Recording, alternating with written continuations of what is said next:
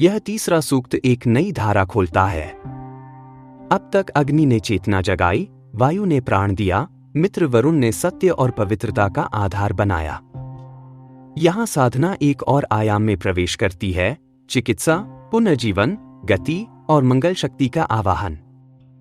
यह सूक्त समर्पित है अश्विनी कुमारों को, दिव्य चिकित्सक, कल्याणकारी और प्रकाशदूत। ऋषि हैं मधुच्छंदा विश्वामित्र, देवता हैं अश्विनौ और छंद है गायत्री। जहां पिछले सूक्तों में साधक आंतरिक प्रकाश और सत्य में स्थिर हुआ, अब वह जीवन में चपलता, स्वास्थ्य, शुभ गति और पुनरुत्थान को आमंत्रित करता है, ताकि साधना केवल स्थिर ज्योति न रहे बल्कि स्वस्थ, सक्रिय और मंगलमय जीवन बन जाए। मंत्र है आश्विना यज्वरीरिषो द्रव्त पाणी शुभस्पति पुरुभुजा चंस्यतम। शाब्दिक अर्थ है, हे अश्विनो, आप यज्ञों को स्वीकार करने वाले हैं, आपके हाथ तीव्र और कार्यशील हैं, आप शुभ कर्मों के स्वामी हैं।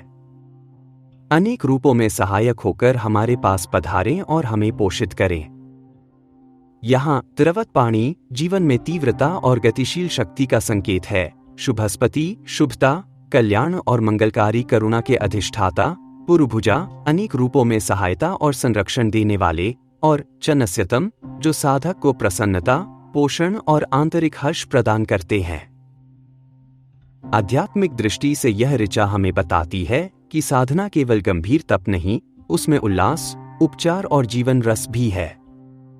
अश्विन दो शक्तियों के प्रतीक हैं, चेतना को तरल करने वाली प्रसन्नता और जीवन को पुनर्जीवित करने वाली औषध ऊर्जा।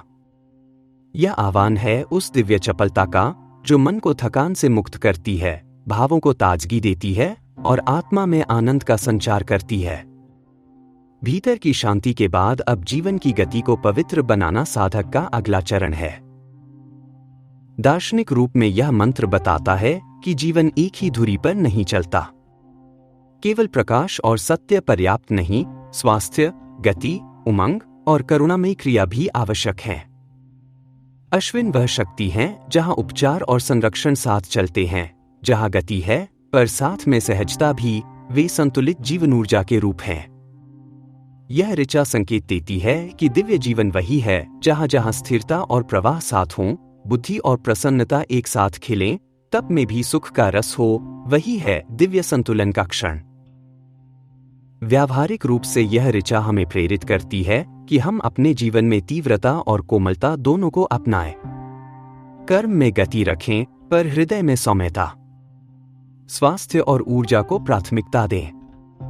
अपनी दिनचर्या में उत्साह, स्वच्छता, उपचार, सेवा और गति का संचार करें।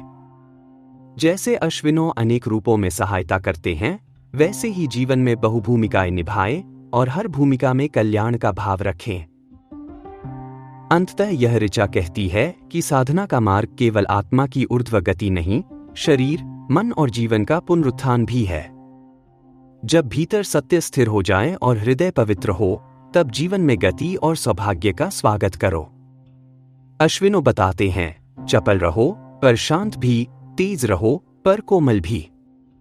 साधना तब पूर्ण होती है जब व्यक्ति केवल शांत नहीं, जीवंत, स्वस्थ, समर्थ और कृतार्थ हो जाता है। अब यह यज्ञ नई ऊर्जा के साथ अगली ऋचा की ओर बढ़ता है, जहां गति और मंगलता साधक के पथ को और प्रकाशमान करती है।